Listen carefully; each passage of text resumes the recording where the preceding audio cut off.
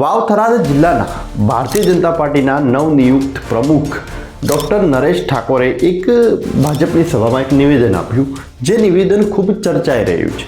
એમણે નિવેદન આપ્યું કે પાકિસ્તાનનો યુવાન જો ભટકી જાય તો એ આતંકવાદી બની જાય છે, પરંતુ ભારતનો યુવાન, ભારતનો નાગરિક જ્યારે ભટકે છે તો એ કોંગ્રેસી બને છે. આ નિવેદન ખૂબ ચર્ચાઈ રહ્યું છે. ક્યાંક કોંગ્રેસ તરફથી એ રીતના સ્ટેટમેન્ટ, એ રીતની પોસ્ટ ચડાવવામાં આવી રહી છે કે જો ભાજપના આગેવાનોની, ભાજપના નેતાઓની માનસિકતા કેટલી ખરાબ છે. કોંગ્રેસીઓને એવું કહે છે કે આ તો ભટકેલા છે. ઇવેન ગેનીબેન ઠાકોરે પણ આના ઉપર આખું કટાક્ષ કરતાં કહ્યું કે ભારતીય જનતા પાર્ટીએ આના ઉપર એક એમને નોટિસ આપવી જોઈએ, ડૉક્ટર નરેશ ઠાકોરને, જિલ્લા પ્રમુખને. સાથે જ ગેનીબેન ઠાકોરે કટાક્ષ કરતાં કહ્યું કે આ ભારતીય જનતા પાર્ટીના નેતાઓની ખૂબ ખરાબ એવી માનસિકતા છે અને એને જરૂરી સમયે બદલવી પડે એમ છે. એમણે કહ્યું કે જે રીતે ભારતીય જનતા પાર્ટી પોતાનું ચૂંટણી ફંડ માંસ વેચતી કંપનીઓ જોડેથી લે છે, એ રીતે કરોડોનું આખું દાન લઈને આ લોકો ચૂંટણી ફંડ ભેગું કરે છે, જ્યારે કોંગ્રેસ એકલા હાથે જ ચૂંટણી લડવાનો પ્રયત્ન કરી રહી છે.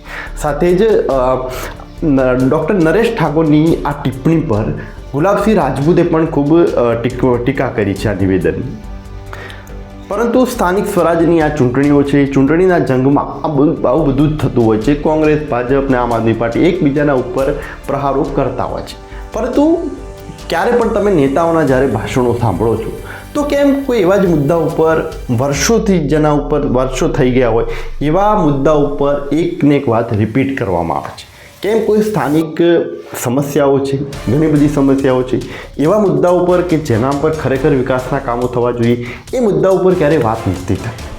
ભાજપની મિટિંગ હોય છે તો એમાં 370 ને આતંકવાદીઓનું આમ ને તેમ એ બધા મુદ્દાઓ આવી જાય છે. જ્યારે કોંગ્રેસની સભા હોય છે તો કે અમારી સરકારે તો આમ કર્યું હતું, એ જ.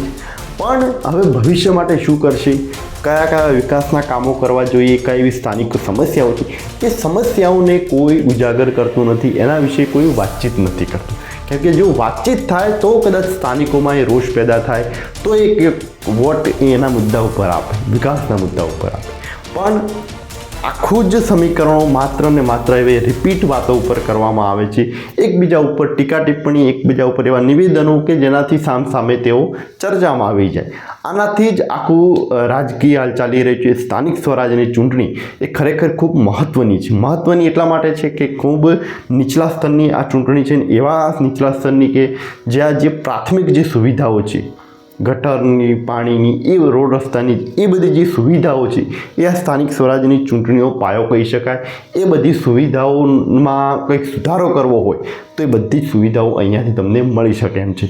એટલે આ એક ખૂબ મહત્ત્વની ખરેખર તો ચૂંટણી કહેવાય. મોટા લેવલની કરતાં નીચલા સ્તરની જે આ ચૂંટણી છે, સ્થાનિક સ્વરાજની ચૂંટણી એ ખૂબ મહત્ત્વની છે. ને એમાં જો સ્થાનિકો પોતાનો રોષ દાખવે કે અમારે આ તકલીફ છે, આ તકલીફ છે, તો એનું નિરાકરણ આ ચૂંટણીઓના કારણે આવી શકે એમ છે.